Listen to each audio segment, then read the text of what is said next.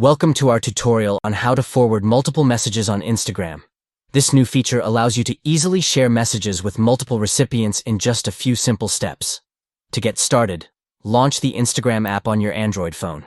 Next, tap the messenger icon located at the top right corner of the screen. This will take you to your conversations. Choose a conversation and navigate to the message you wish to forward. To do this, simply long press on the message to reveal the forward option.